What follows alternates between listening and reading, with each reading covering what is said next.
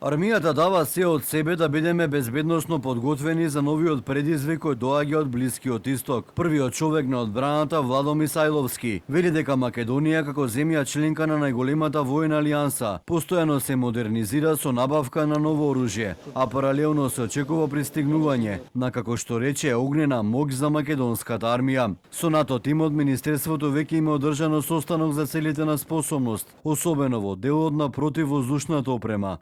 Министерот.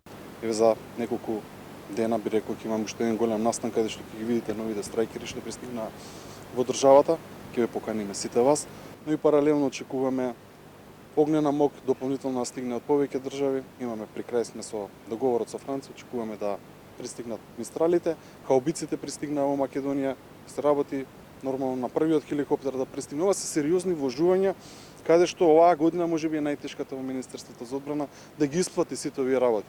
Мисајловски најави сериозни инвестиции во одбраната во наредните 10 години. Оној пакет што треба како држава да го набавуваме, тоа е сериозна инвестиција за нас како држава.